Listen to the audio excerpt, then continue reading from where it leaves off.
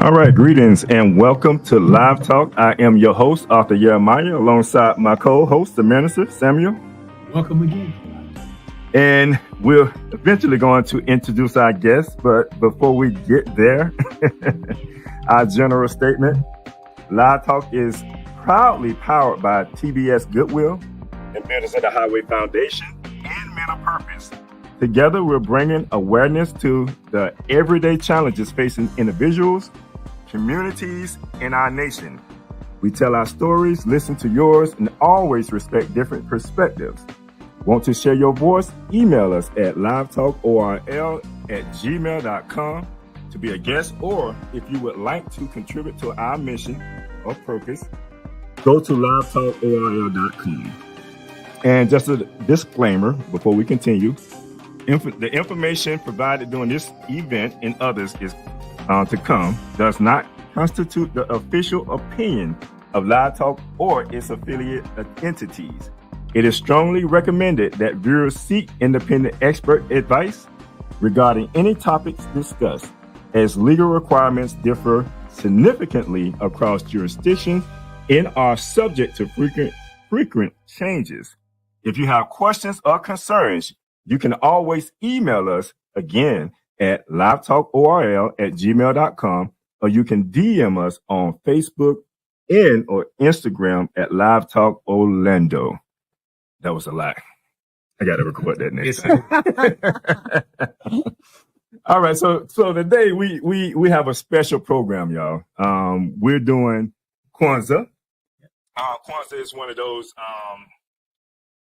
cultural events. I try to be careful how I represent present Kwanzaa, because sometimes we can get into the notion that it's something other than that, and we're going to talk about that today. Normally we would have, and just give y'all a rundown of the show before I get into introducing our guests. We would normally have the minister word of the day, which we are going to have that, but it's going to be in the context of the program today. We would normally have a short commercial break, but we would not have that neither, because this is a heavy topic and we want to get as much information out as possible. But we will have the motivational quote or reading by the host at the end of the show. So with that being said, I have the privilege and pleasure of introducing two sisters today. Now, listen, like these two sisters here, now they're both powerhouses. I'm happy to have these sisters on this show. I'm gonna start with the first sister here. I agree. I feel that way about the both of us also. I feel that way about my sister. So the first sister is a cooperative specialist, a public speaker, a certified bookkeeper, owner of TMH Financial, and director of Builders of the Highway Foundation. She is also a wife, a mother, and a dear friend of mine. Welcome to the show, my dear Maya Israel. What an honor. I feel the same way about the person I'm sharing space with today, too. What? She is amazing. So excited for this conversation. Yeah. And now, this next person really don't need any introduction. However, she don't? I have the privilege to do so. He is the senior accountant, EA, at Scott & Associates accounting firm, broker, owner of Scott Capital Finance, a public speaker. In addition, she sits on the board of countless organizations, including the chamber here, and our local chamber here in Apaka. She, too, is a wife, a mother, and my best friend and queen. Welcome to the show, Miss Finance Pro. Oh.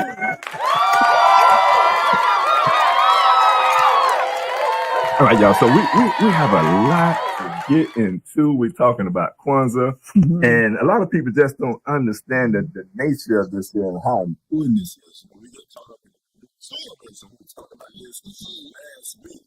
And we forget about those things that truly brings us together, because it ain't the consumerism that brings us together. It's those things that we can build history and real memories off, and things that we can take throughout the year that better our lives, right? Yeah. And all these principles that we're going to talk about today does all of that, right? It absolutely does. With Kwanzaa, and one of the reasons I was so passionate about wanting to be a part of the conversation today is that I think a lot has been misconstrued when it comes to the celebration of it itself. And I also feel that its purpose doesn't get touched on a lot. We don't educate as heavy as we should for the understanding. However, I also believe those in power know how strong of a celebration Kwanzaa could have turned into, which is why they've done a lot to assassinate Kwanzaa, assassinate the person that worked hard with a collective amount of people to bring Kwanzaa, to us as a community, because it was really giving us something that we could build upon. And there are, 7 wonderful principles. And it was really teaching us, that yes, Kwanzaa is celebrated, I'll say loosely, the same time every year. However, the principles of Kwanzaa is what we are supposed to take throughout the entire year. So really just having that conversation, getting in depth, and throughout the years, it's been very passionate as I've been wanting to give the grandchildren as well as the nieces, nephews, another perspective, because with them, it's about how can their Ima educate them on the importance of, Black wealth and Black ownership. And so Kwanzaa gives a great opportunity on just how that's done, because it can be a part of the blueprint if we allow it. Indeed. That and we're talking about Kwanzaa. We want to give a little background, a little history on Kwanzaa. Which one of you sisters want to kind of share that background? Oh, okay. You giving it to us? All right. I'm gonna throw it to my sister. The thing about it is, like I said, I love you all coming, taking the time out of your busy schedules, being able to come on to the show. We love to hear the perspectives of our guests. We know Kwanzaa goes back. Originated in 1966. Dr. Karenga. I'm trying to see how to pronounce his name. Oh, okay, yeah, and those type of things. Some of us know. But we was dealing at a time, there was a lot that was going on during this time, Minister, that caused Dr. Karenga that implement or invent this particular cultural holiday, if you will, right? What would you think? And I'll hop in if we, kind of go right ahead. Absolutely.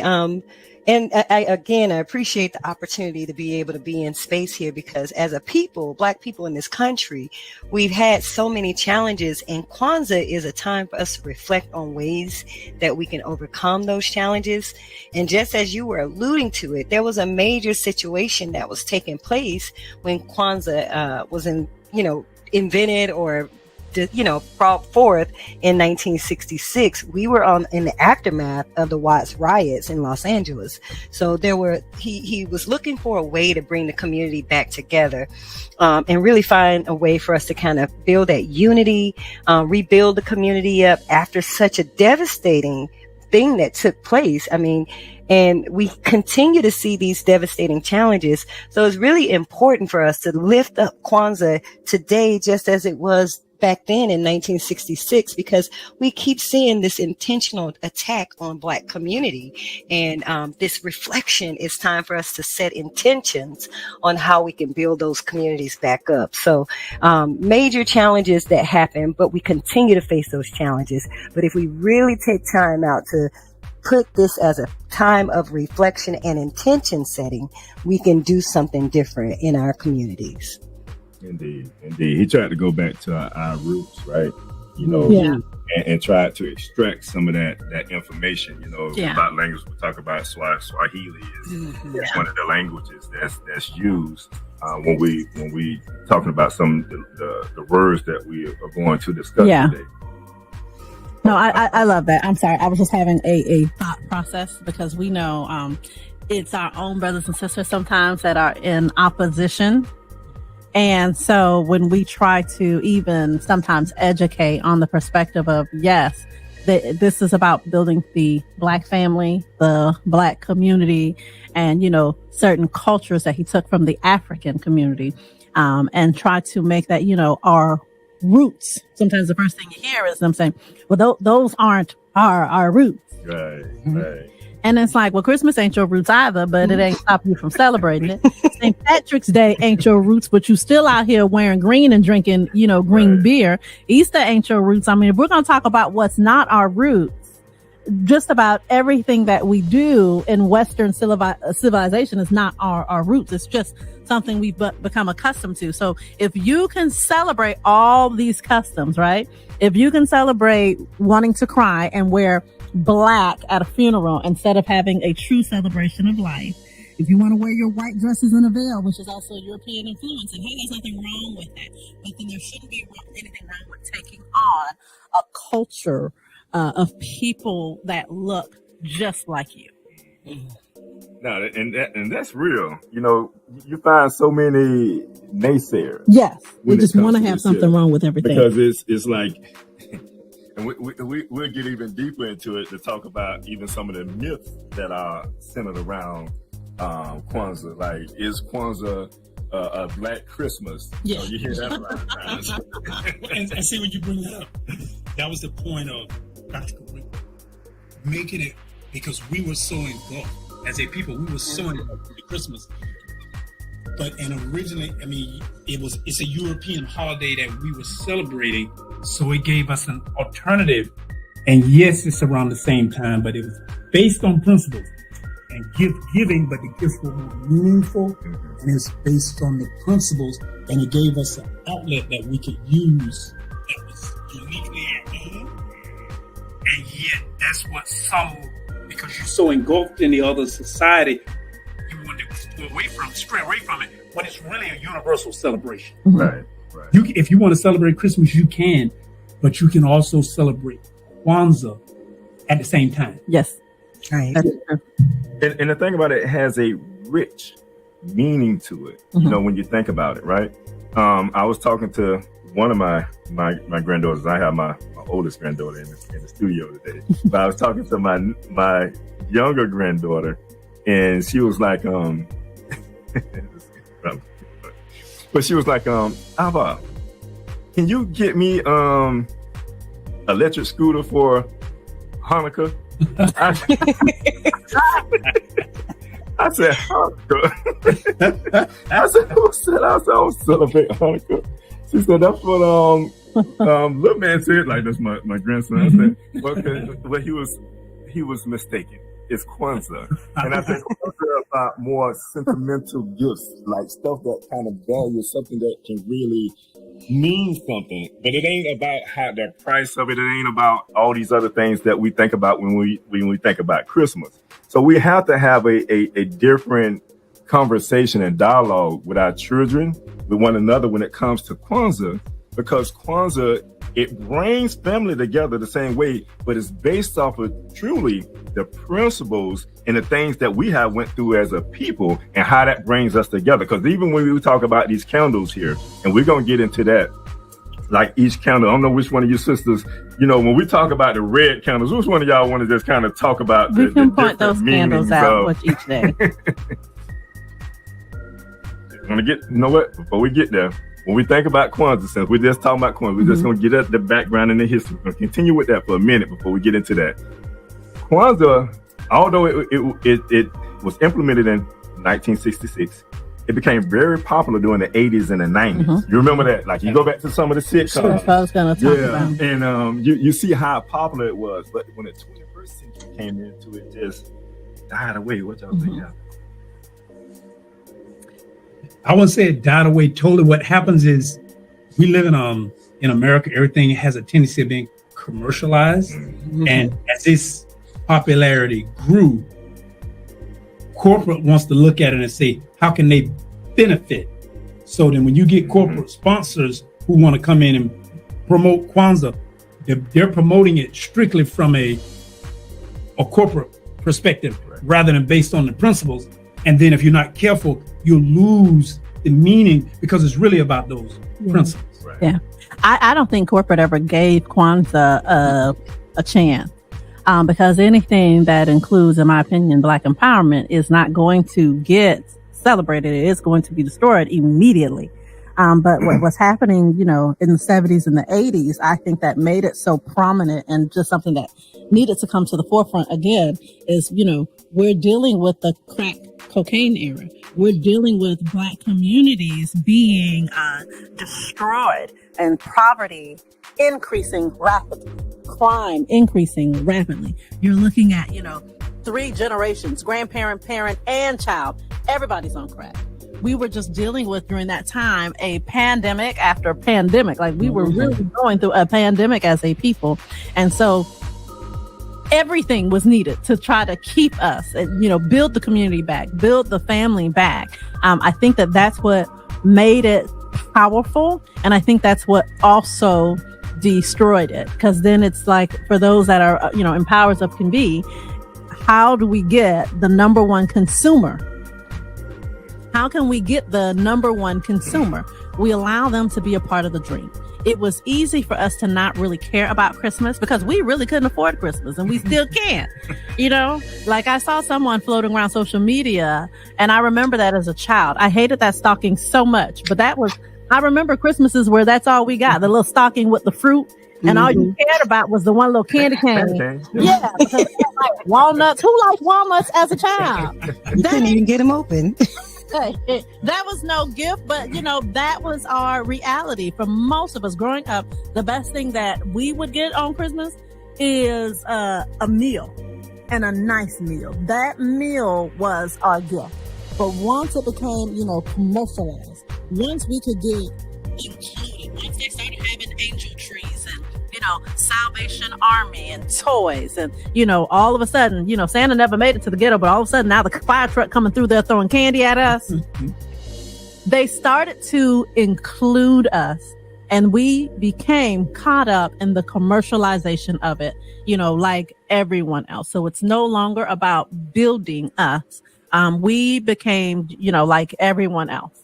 As a society, we became consumed. And I mean, that's another conversation. We'll keep it Kwanzaa today, but I feel like now, we're all enslaved.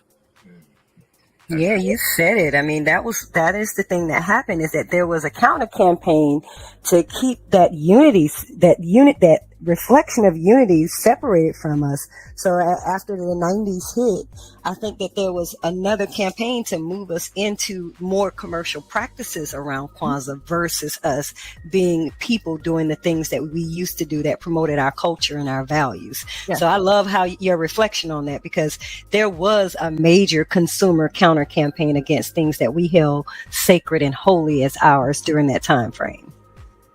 And that's always something. No, it's not.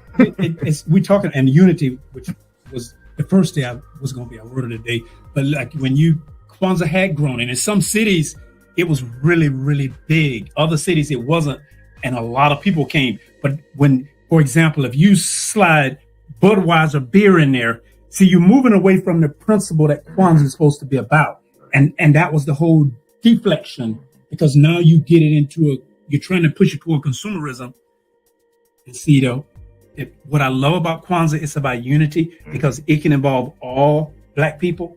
One of the definitions of unity is about being one. But the opposite of that is being like separated. Right.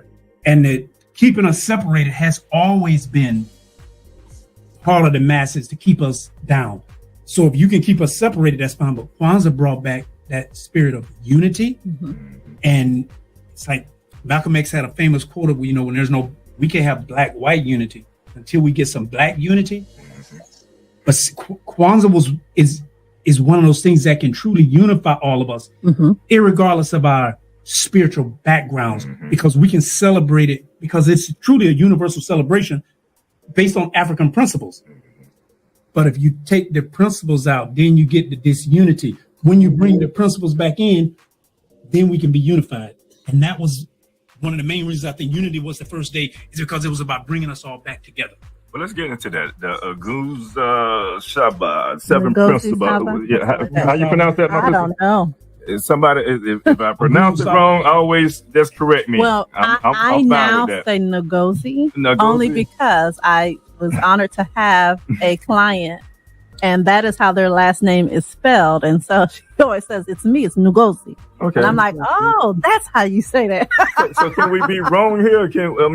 We all on the same page when it comes. It does have an N in that. Ngozi. Yeah. Ngozi Saba? Is it Saba?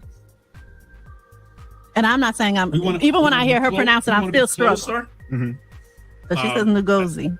Ngozi Saba. Okay. Ngozi. There we go. Ngozi Saba. Mm-hmm. All right. So Ngozi Saba, for those my listening audience out there, that's the 7 principles. That's Swahili for the 7 principles of Kwanzaa, and we're gonna get into the first one, which is without looking at it, I think it's your Umoja. Unity. Jamoja. Yeah. There we go. Jamoja. All right. So you started this off. You started talking about unity. So that's why we're going to just dive into this here. So my brother, you want to talk a little bit about which is the black candle, and it's right in the middle. Awesome. So the first day or the first night, we light the unity candle. Unity candle. That's the black candle for our audience out there. And we highlight that word. Now we talking about lighting them, or we go light them. We don't want. No, we're not. Yeah, we're going to talk about it. We're going to talk about it. Okay. We're not. So there's a flame on that black candle. That's right. So Imuja, that's the first night. That night is unity. Let's talk about it. See, now unity, by definition, is a state of being united or joined as one or a whole. Oneness of mind and feeling. Unity is about being together, and it's the opposite of being divided. Unity means being in harmony, having oneness, being of accord, unification, balance, and agreement. The beauty of unity, see, what the opposite of unity is violence, confusion in our community. That was major, like in the 60s, which was part of bringing us together. And Umoja is about us coming together as one and putting aside those differences and building those bridges of being collected and being one. It's like as a people, like we one of the quickest people, black people, will talk about race being racist. And it's not about being anti-white. It's about being, see, black people, we have to, if we can't acknowledge that we divided, we'll never be able to come together. Other people can celebrate a Christmas, for example, as a unified as a people. But we're not unified. So we as consumers, we support their unity. Oh, God. We don't have any unity for us to support. Talk that talk, brother. So the unity is about us being able to acknowledge the fact that there is some division. Yes. And then Kwanzaa is about us breaking down that division and coming together as one. And understanding the power of that. That's powerful when you think about that. Mm-hmm. And if we don't have that, how can we go into their quote new year with a perspective of how to come together and deal with one another? Yeah. So, do you sisters want to chime in on that? You know, I'm happy that you said that. Yeah, because I want us to get through it all, but I feel like my sister Ma is very. She's just wonderful. I feel when it comes to unity. I feel that a lot that she does has to do with unity because, you know, collectively, even with a cooperative, she is connected to so many associations and organizations. And, you know, she has always been, you know, a great supporter of, you know, not just our nation, but, you know, even myself as a person. It's like, you know, including your sister in what you do. It's almost like a covering. And that's how we should be when we're unified in that support.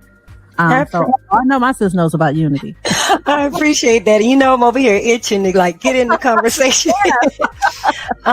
Because, you know, when you think about like Kwanzaa coming after like a challenging time where the people weren't together with each other, unity is such an important value that's needed for us to like protect our communities. If we're not united in the front of like security and all the other principles that come behind that, self-determination. We'll get into this, but we have to have a shared and common goal. And it's got to be like, regardless of all the things that we are challenged with, we know that this one thing that we need for ourselves is our central focus. And Kwanzaa brings that time where we can like really hone in and say, no matter what happens, we're going to focus on protecting our community at this time. We're going to focus on building out a business. And that's what cooperatives are about. They're about coming together on a shared purpose to achieve a mission. And so unity, this sense of unity, gives us this collective responsibility. It gives us all the other things that come behind this.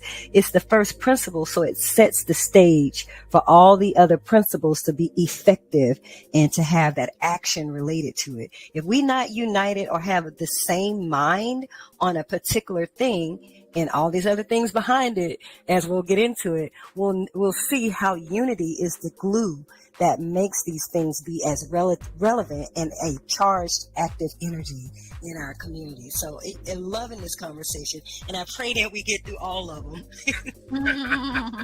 Yes, ma'am. I'm glad we touched on that, because I think that's, I can't say it's the most important one, because we're going to talk about a lot of them. But yeah, because they very much, all of them are very important, but that is one of the ones that we really want to take into consideration. Yeah. It's a foundation. It's a foundation. Yeah. That was number one. That's why it was the first. That's why it's number one. Yes, sir. So let's go into, I'm gonna see if I say this one right. Kujichagulia. My I tried saying that one. Because of that word, Kujichagulia. Disclaimer: if we mispronounce the word, yeah, we love you anyway. But understand, it's truly about the principles. And as we learn to pronounce them better, we'll pronounce them better. Right. But we definitely need to follow them. Absolutely. Indeed. And we want to thank our producers, because we have two powerhouses on our show today. Oh, definitely. And we go try our best to receive as much from them as we can. Yes, indeed. So, Kujichagulia is defining yourself. So what kind of this light? Red candle that you're lighting on the second day. The first red candle to the left of your black candle. Okay. And so the red, that means what? So there's three colors. There's the red, the green, and the black. And they each have their significance. I know black is for us.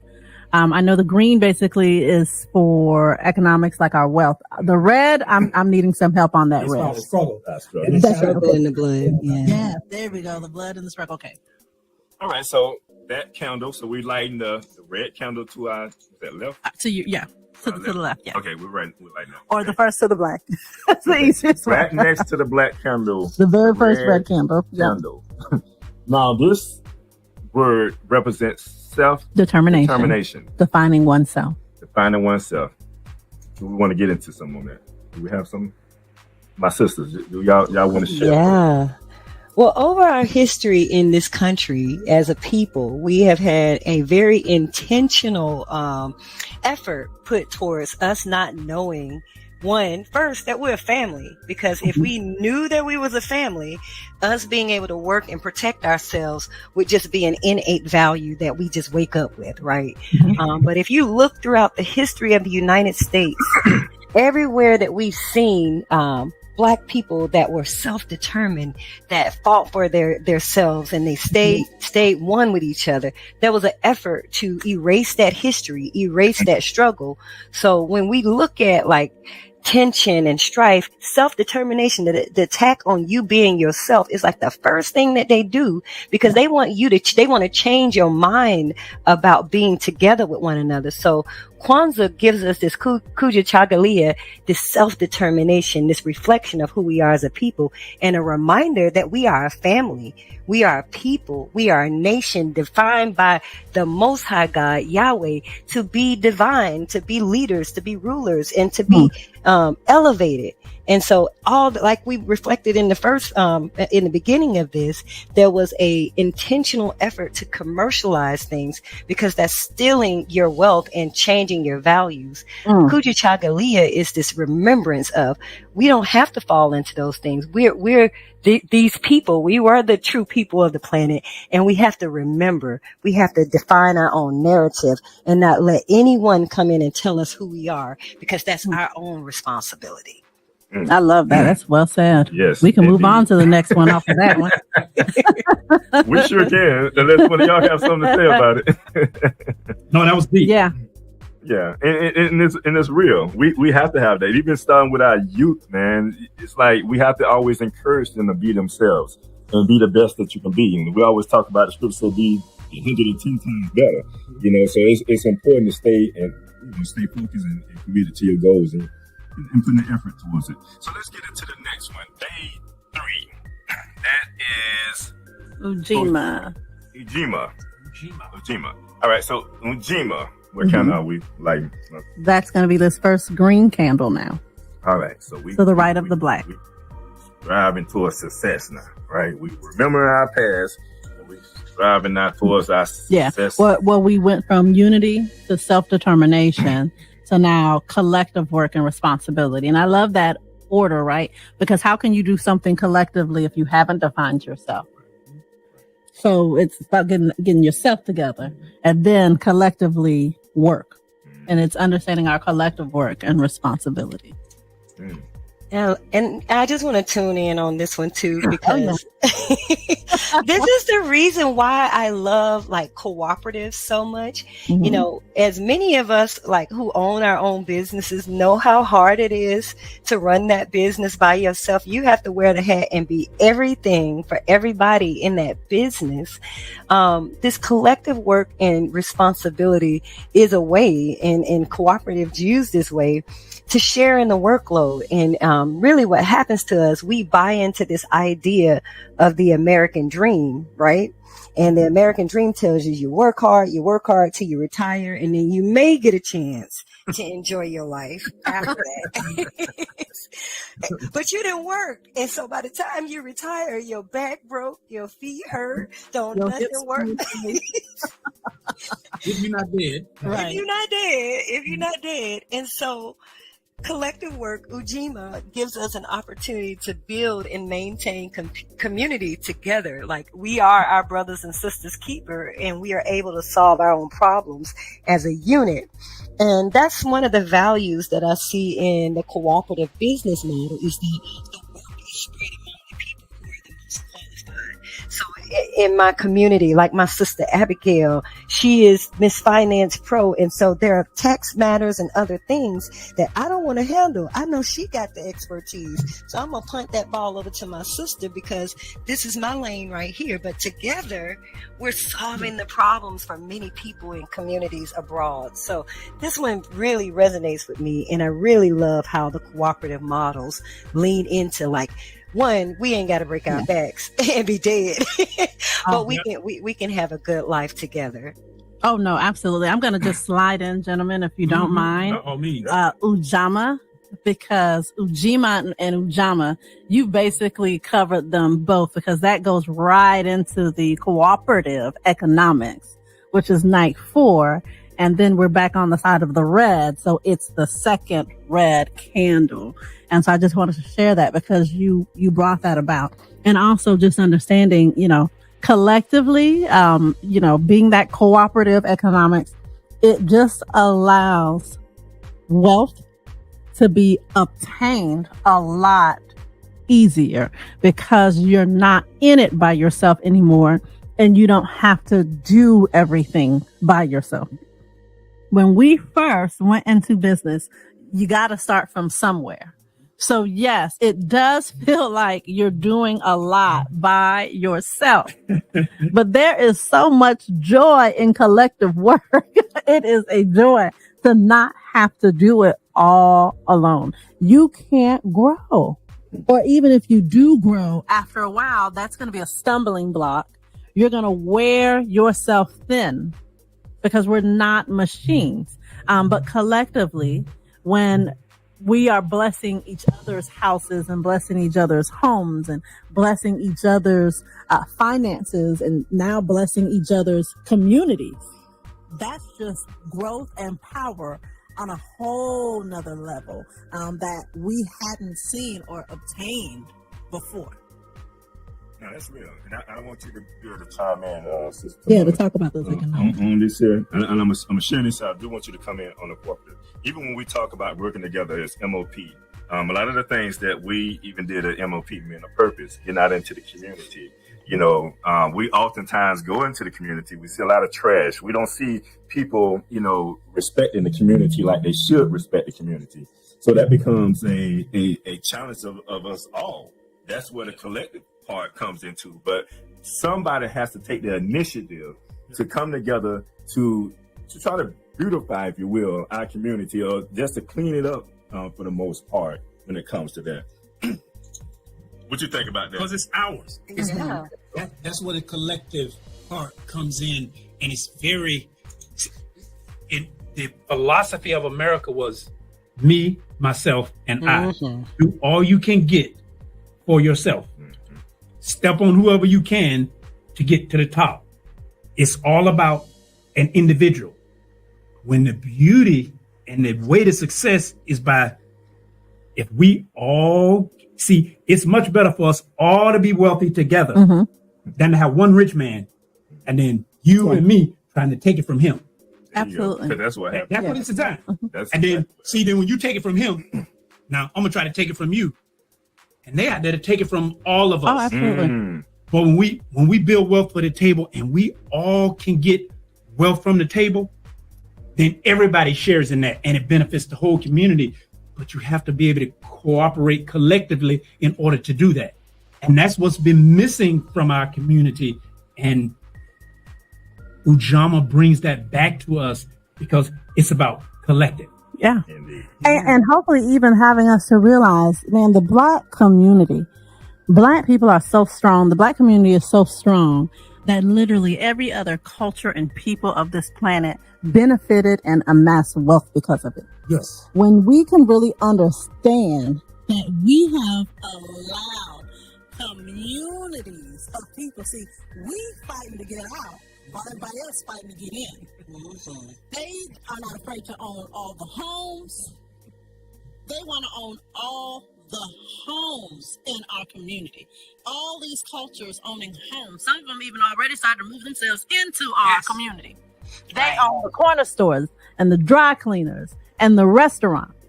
And that's another thing too. They got wealthy, super wealthy off of us doing all the domesticated works. We got student loans and we went into debt and we moved and we left it. But everybody else is building wealth from the very community that we say we struggle in unifying. And we don't see the beauty in the Black community as we should, but they do. They get it. And so this is a good time to have us remember, don't fall for the lie. There is money. There is money in our community, so much so that they'll never leave it. Is amazing. I love that we lifting this out, especially in the sense of community. When you go throughout history, and I have to name it because what we're identifying is that we don't see the value in our own community because right now our children aren't seeing examples of successful Black communities. However, the contrary is true. Post Civil War, and then even as immediately after the transatlantic slave trade, there was even liberatory practices where people were fighting for freedom, and they established maroon colonies. And then you have it all over the Caribbean where there are people that were fighting to not be enslaved, and they established successful communities that took care of the people were there. Even Civil War, being that Juneteenth was one of those occasions that have an erroneous story behind it. Texas has a plethora of what they call the freedom colonies. These were successful Black communities.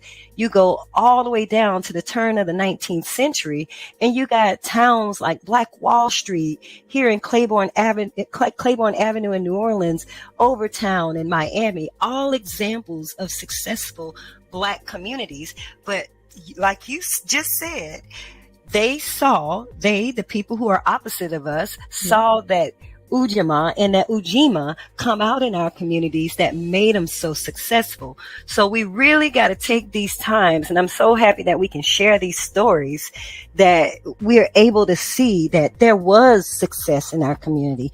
We just have to remember, and we have to pick up those practices and those principles and deploy them today. It's not hard. They calling them co-ops now, but it's the same thing we did back then. We were having co-ops before they even coined the term co-op. We were in cooperation with each other. Absolutely. And being so successful at it, So successful. that the powers that be came in many cases to take it by force. And then, so now we have to remember, why, if it's not valuable, why would they want it? Absolutely. If it has no value, why do they want it? Why are they knocking at the doors of our community? Because we make it valuable. Yeah. Building parks and burying them under lakes. They buried all of our black towns. They were so successful that they had to bury that history. And so this is now a time for us to remember that history and do it today. Yeah. So we know exactly who we are, because when we know who we are, we know that, what we're capable of. And that would bring us today To Nina. No. Yeah. Nia, I'm sorry. Day So- 5. Purpose. Because you just said something. Yeah. So when we discover Nia, did I say that right? Nia. Mhm. Yep. When we discover Nia, that's when they get a little nervous. Yep. Because see that starts our purpose. So what are we lighting? What day we on? We on day 5. Yes. And now we have this green candle. Okay. So it's perfect, because now the only candles that are not lit are the last 2 on each side. So we have the 2 red candles, the 2 first red candles lit, of course, the unity candle, and now the 2 green candles. Okay, so we talk about Nia. Now, kind of want you sisters to go into it, but I am going to share this here. I wrote a book called The Spiritual Significance of the Name to Find Your Purpose. When we talk about purpose, my theory and notion is you can define your purpose within your name. But like Solomon said, a good name, not just any name. We're talking about a good name, a spiritual name that connects you to the Most High. The reason we're here, because he put us here, because we have a purpose. We have to find our purpose. When we think about purpose and understanding who we are as a people, when we're connecting one to another, when we're building one another up, when we're building up not only just ourselves, but others in our nation, our community and our nation as a whole, then you're on your purpose, because that's the will of the Most High. Yahweh, see, that connects you to everything, And we talk about these connections and these energies. I know my sister, she talked a little bit about energy. She did a seminar on energy. And I know you talked a little bit about manifestation when you manifest. And so I'm gonna leave it on you two both. Yes, Connect this here. well, with Nia, what I like about Nia is when, because I have that day, because not only is it about purpose, right, but it's a collective vocation. So we know that it's some teaching. That's probably why I like Nia, having that mother hat, because the purpose of Nia is, how can we leave our community better than when we inherited that? And community much deeper than just, a community itself, but the community of family or community of those that you are connected to. I feel like Yahweh has truly blessed me to have the children, the grandchildren, the nieces, the nephews, the godchildren. Any child or young person, especially that wants to be collective, or connected to us, we don't shy away from, I used to own this. I used to do this. I own that. What? You want to teach these children, because if they see that you've done it and that you can do it, then they believe that they can do it too. But that's just one part of it. But also building businesses to where those great grandchildren, they're in high school getting degrees, but already know, I may not do 4 years of college, because since I was 9, I used to come to my Abba shop and work the business. So I know everything about running that operation. And as soon as I graduate, I'm going to go right into the family business and take over. And, he's going to start sitting back a little bit in retirement, because that is the dream. But we leave that inheritance, behind. Yes. A true purpose. A well-defined purpose. And so, when we want to leave something behind, that's how you do it. And I think that our ancestors were so good. I think I was having this conversation. I had called a woman who I call my godmother. And when she tells me about her mother, and she's like, yeah, my mother cooked. She sewed. She knew how to make clothes. She did. I said, man. And these kids today, they're not trying to do it. However, I have a granddaughter in the studio who is so opposite. And I'm like, Yahweh, is that because we kind of always expose her to stuff? Because, this 14-year-old entrepreneur, I remember when she was 8 and asked me for a sewing machine. You better believe we got that sewing machine. Like, what? You want a sewing machine? And business and creating products and stuff. And that's what we want to teach. Purpose and leaving that legacy, behind. There's power in that. That vocation can and will become an industry. Yes, sir. Mm-hmm. Yes, indeed. I know my brother knows about that but too. It has to have a foundation. Yeah. Mm-hmm. Yeah. For that to be seen. Yeah. Because without the purpose, it's like that collective vocation we talk about, having a purpose. Our children, our grandchildren have to be able to see it, and it has to be something that they feel connected to. Yeah. Because I know my brother right here, CNS Electric, does it have, I know if it doesn't yet, I know it's on its way to having a female CEO. Yes. Most certainly. Yes. And that's a legacy. That's a purpose. That is something that was built and left behind. And it's now a whole nother generation soon to take over. The purpose to see it is it has to become when they have a purpose, they don't see it as a job. Yeah. They see it as a business, something that they can build and pass on. Yes, sir. So it shouldn't end. It should be a beginning. Yes. But they have to have a purpose. Yeah.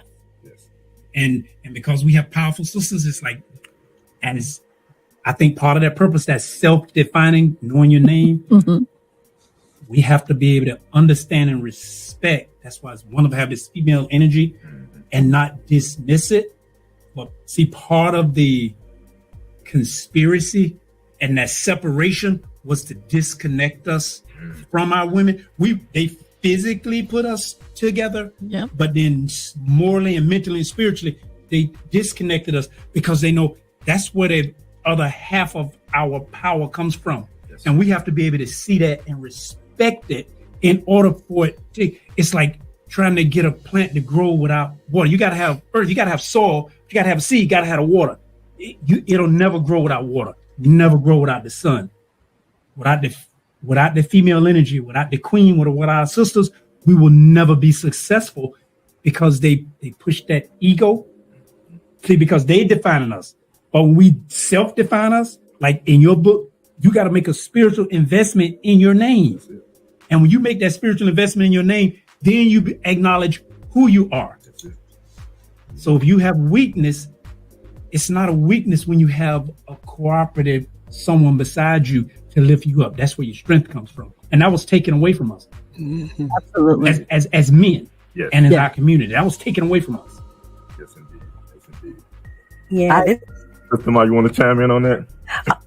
Just quickly, Nia, I heard Sister Abigail say that Nia was able. We remember that we able with Nia is a reminder that we are able to be the people that are building strong communities. So if you ask the question, what's missing from our communities? Us as a people, us living in our purpose. It takes the people who know how to be the electricians and the CEOs working together in community. Right now, we delving our labor out to other communities. Yes, we are. It is going to build other communities. And so those communities are in much better place because they know that we're able. We are the engine behind the whole national economy, both physical and financial. So when we're in our own purpose, we understand what we are able to do. We can take that energy and reactivate that back in our community. So that I heard you say that, sis, and I was like, yes, that sister, she is able. Is she 14? She is able. She is, I tell you. All right, so keeping it moving because this ties right into our next principle, which is, who want to say this one? Kuumba. Yep. Kuumba. So Kuumba is creativity, and I'm going to let. Well, what we at? We on our 6th night. What candle we lighting? It's gonna be the last candle, the last red candle. Okay. All right. To your left. So creativity.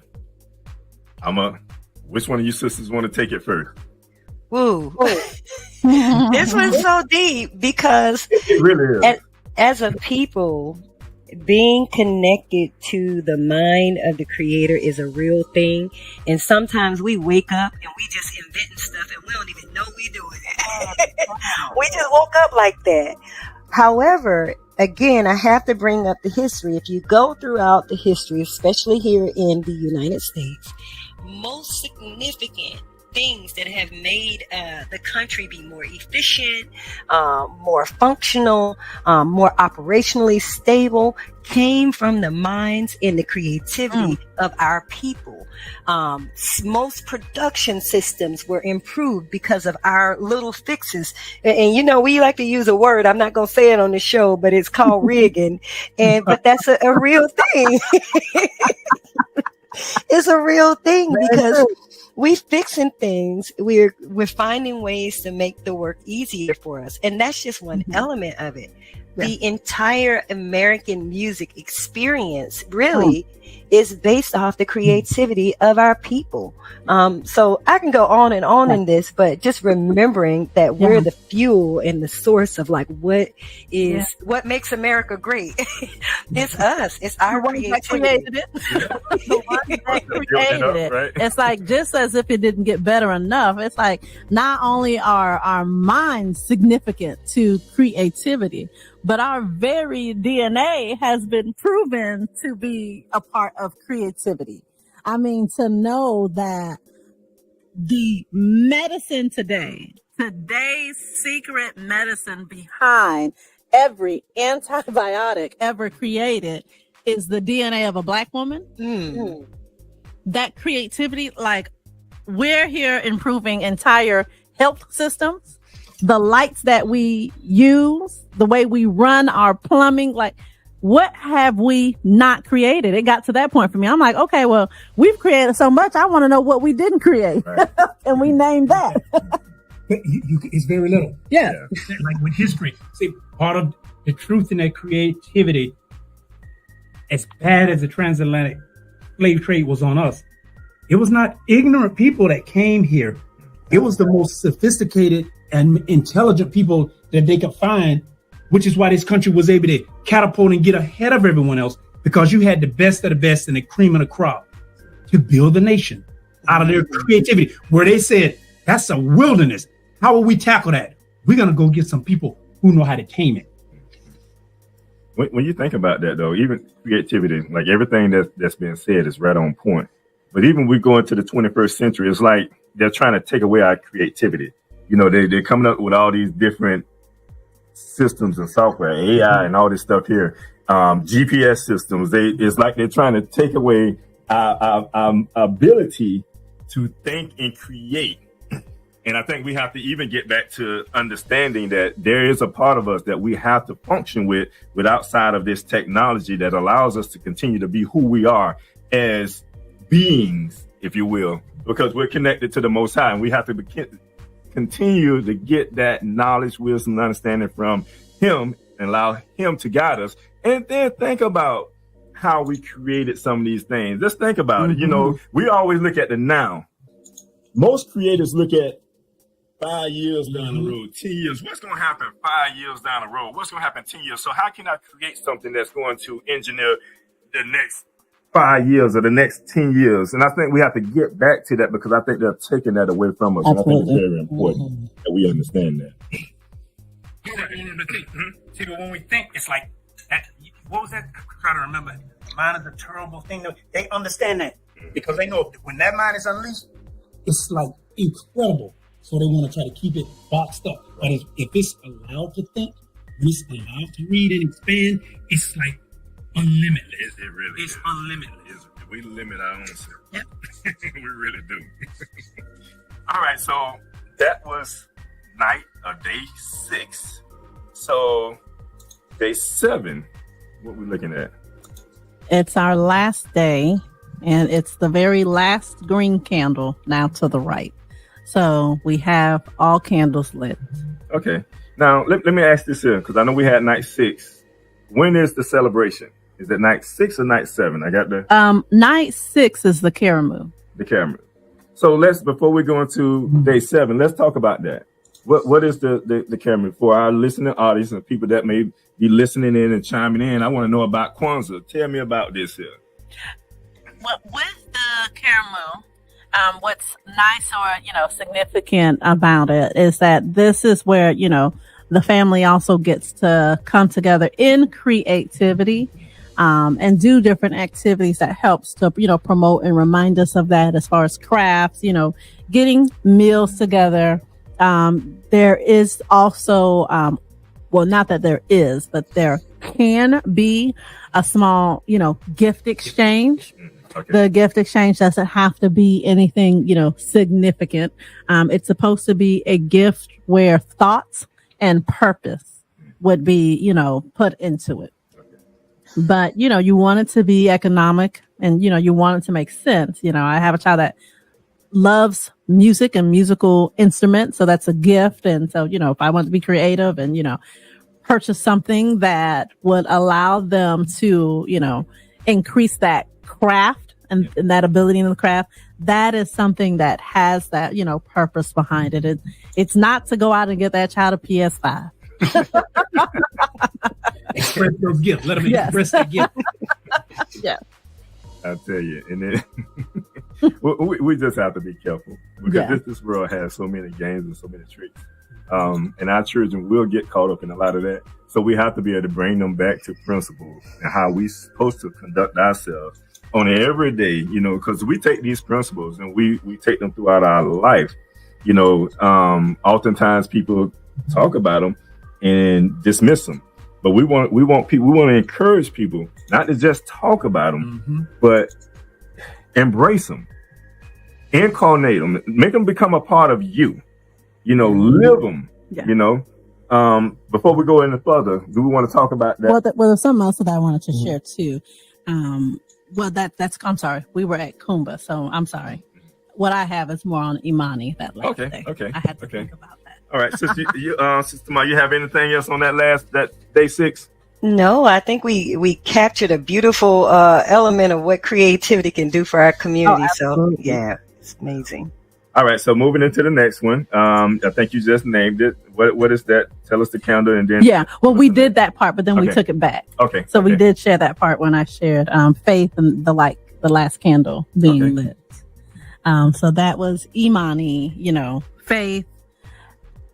What I like is that's where we also celebrate the victory of our struggle. And we know that the sister right here, Ms. Finance Pro, or Abigail, I am of multicultural roots.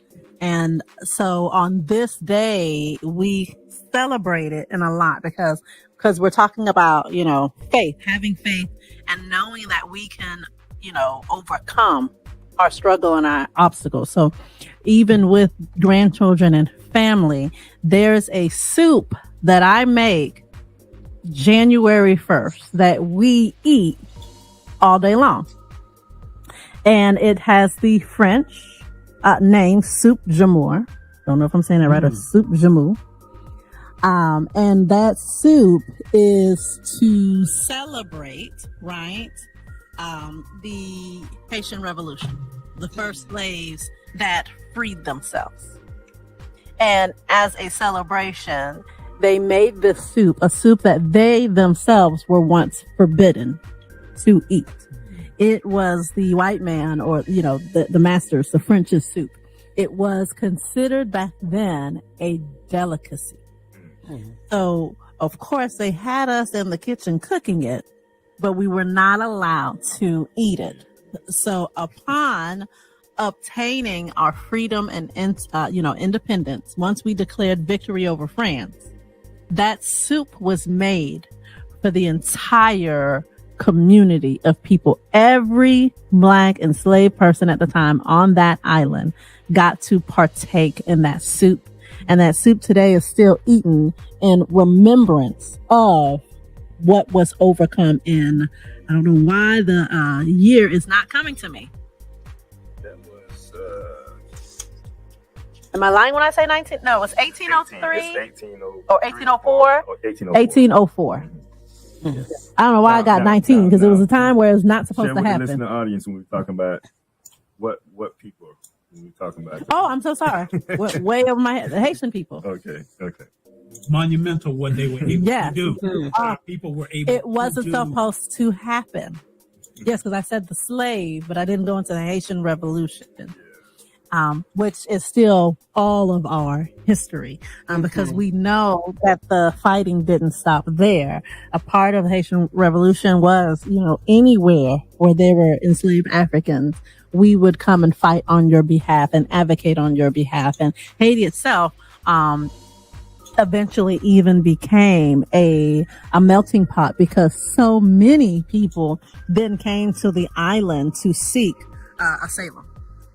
So there's a high Irish, and there's also a highly populated Indian culture there, because when they were also going through what they did with these same Westerners, they came to the island and were able to get, independence there. There's even some history where, African Americans at a certain time also went to Haiti to rebuild their lives. looking for freedom. Yes. And independence. But, we love to share that story. And it just gives the soup so much more meaning behind, when you eat it, because, there's other traditions, which is fine. Sometimes we eventually find ourselves keeping that to keep ties to the family. But, I think cornbread and, collard greens and black eyed peas, we're trying to bring some luck. We're trying to bring some luck. But let's not worry about luck. Let's have a foundation and a meaning behind what we do. And so that's the history. And, sometimes we're like, it's not a new year. I said, well, it's an independent day. It's still a day to celebrate. It's a day to celebrate our faith. It's a day to celebrate, our struggles, but not in glorifying the struggle, but glorifying the ability to know that we can overcome anything when we work together as a people. Like, to think about slaves. Slaves overthrew an empire. How you lost against us and you got the cannonballs and the guns? You got to be creative. Yeah. That's who we are. But we were a united front. We were strong people. And I just remember us being told, we have our God with us. They were literally praying in the battlefield. We had our faith with us. We knew who we were. And that's the power. They still knew who they were at the time this war was won. So there is so much strength. It's like, we can talk about one day, but it seems like even with that day, all the other days still seem to resurface and continue to make sense, because it's bringing us just, to ourselves and our identity and our culture and our strength and our creativity. It's like, this is giving you your power. This is all about our power as one. Love that. Oh my God. That's an amazing story. And I appreciate like having like this tangible act as a remembrance of that, the faith that it took for people to believe in ourselves so much that we knew, you know, and I'm saying like I'm from Haiti, but I'm connected to, right? We're all one. connected to the story because it took faith, it took endurance, but it took a very strong belief that Yahweh, that our God was going to see us through this battle, you know, and also this is the type of remembrance that we have to have today. And I'm appreciating that faith, Imani, is the closing as we started with Imani, that unity, which is the container for all the things that happen in that. Faith is that active energy that makes all of these principles take motion, right? It is the thing that we believe in each other so much that we gonna move, we gonna make mountains move, take over governments, take over societies on our own behalf because we believe in ourselves as a people. We just that strong, we just that powerful, we just that united, self-determined, creative, etc. So I really appreciate the way these principles are aligned, and faith being, as we quote unquote say, the icing on the cake, is really that active energy that makes all these principles take us into this new cycle. And I like to call this new year the fiscal cycle, this new fiscal cycle with another energy and new intentions and new purpose. So this was a beautiful sharing, and having that history and that story, I think is really meaningful. And more of our people need to connect to like, what are the stories that made your people who they are? Why does your family do these things? You just do these things without even knowing because you believe in your parents. You believe in your foreparents. So this is really a really great like reflection for us. And having this faith going into a new fiscal cycle actually helps us stay and be enduring no matter what challenges we are faced with throughout that year. Yes, and I always tell people with Soup Jamu, you don't have to have ties to Haiti. Because in essence, you kind of do anyway, right? It's the transatlantic slave trade. We are. And I always say, you know, hey, if you can partake in any other celebration that you're not connected to, then connect to this one. You know, because like I said, well, you know, you're not Irish, but I saw you on Facebook with the green shirt on. Thank you. I saw you at Steffi's Pub. So on January 1st, I want to see you eating some soup.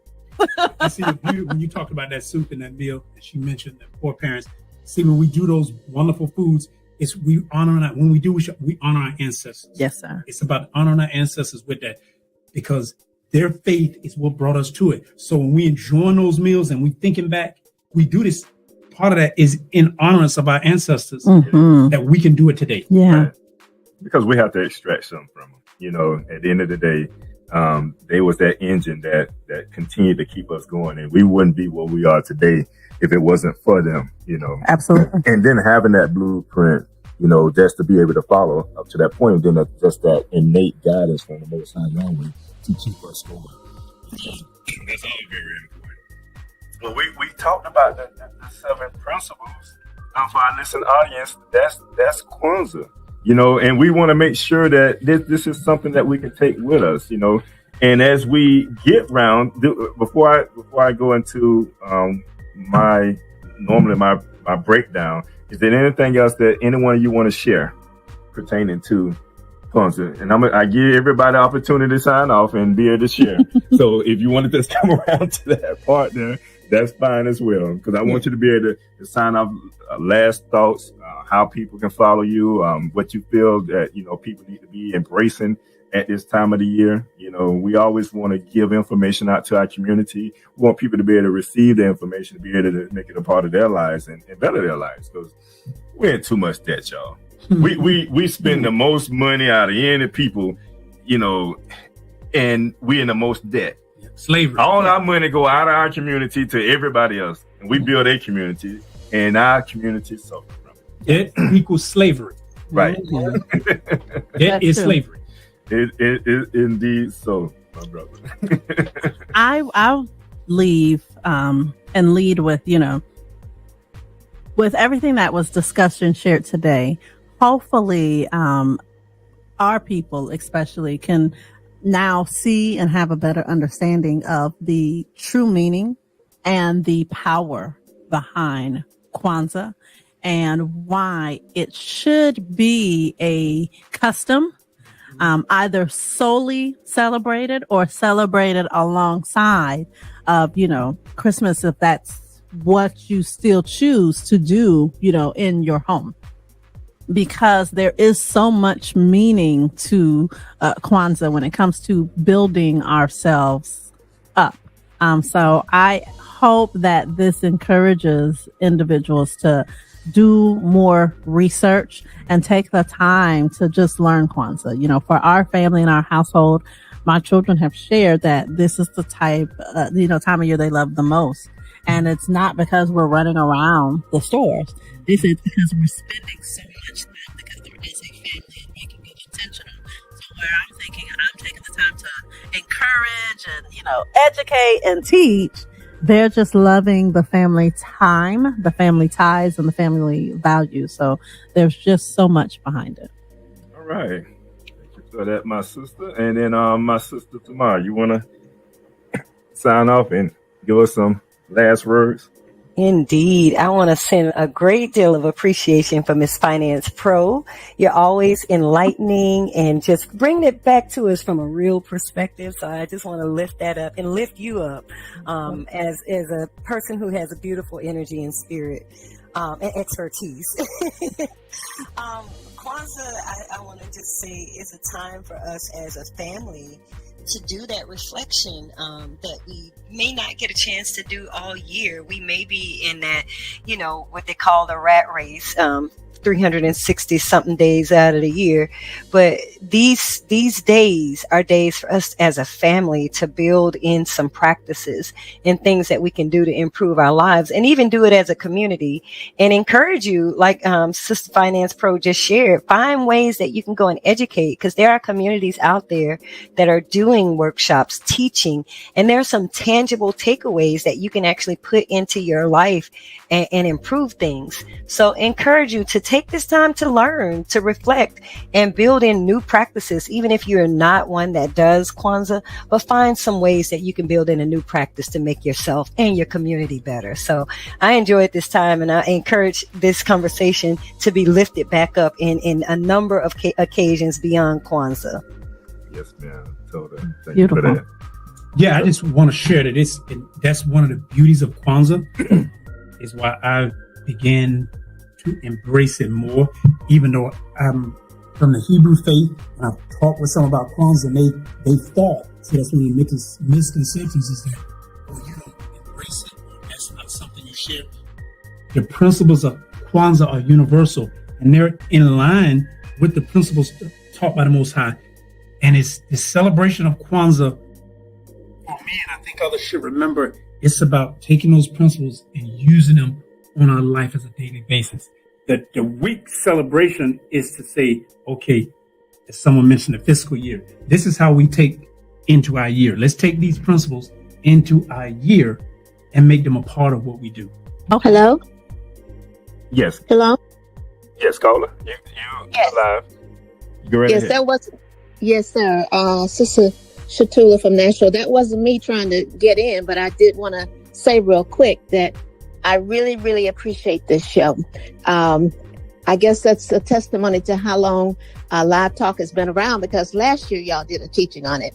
But this year I've been reinforced, and I want to thank my sisters Abigail and Sister Tamara for bringing such extra insight to it. And I personally am going to start back to looking into incorporating Kwanzaa. Like many of us, I kind of did before, but like you guys said, it just got to be kind of crazy, and we lost sight of. I think that doing anything with Kwanzaa is a real good step toward trying to reclaim our culture, which is constantly under attack. Mm-hmm. We know that institutions control everything, and they're so.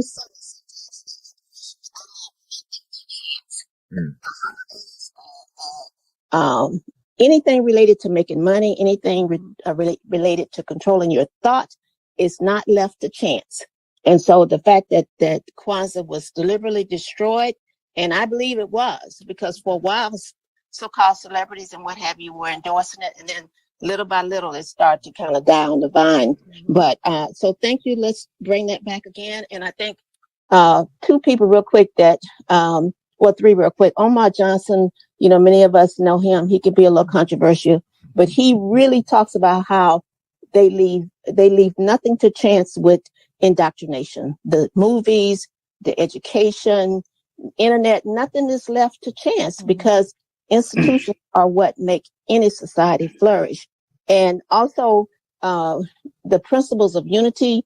Many of us know and love Marcus Garvey. He said that only 5 out of 100 Black men would support Black leadership during his time because of the legacy of mental enslavement. And we know he did a lot to improve that. And of course, the enemies attacked him and destroyed him as they do all the time. But with renewed knowledge and insight, we can start taking it back. And lastly, our brother, Dr. Miles Monroe from the Bahamas, speaking of an international approach, he taught unity. He taught financial empowerment. And I do believe he was assassinated in November 2014 because he was just in the embodiment of unity and really obeying God's laws. Mm-hmm. So thank you, Toda, so much for this teachings, and just keep doing what you're doing because you are making a difference. Thank you for chiming in, my dear sister. And I do apologize to my listening audience. I didn't even. We want more. We got I was supposed to always open up and allow anybody that want to chime in to chime in. So it was just caught up in the middle. We do apologize for that. We had anybody else?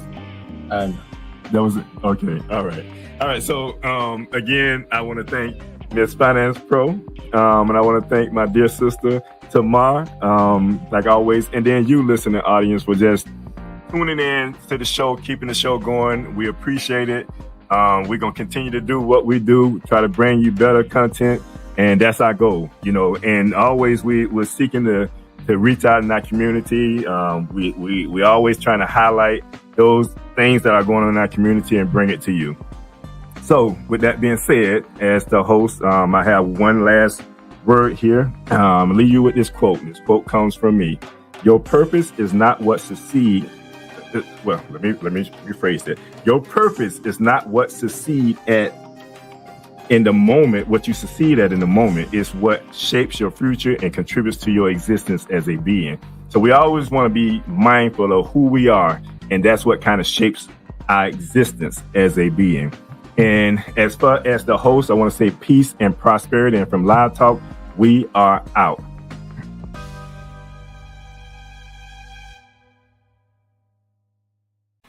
Thank you for watching Live Talk. You can follow us on Facebook, Instagram, and YouTube at Live Talk Orlando.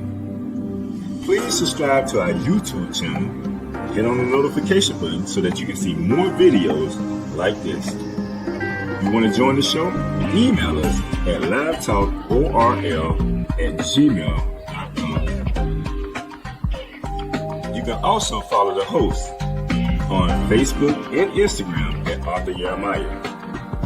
And visit the website, thenoystore.com, to pick up your copy of The Spiritual Significance of a Name. Are you ready? Yes, sir. Are you ready? Live.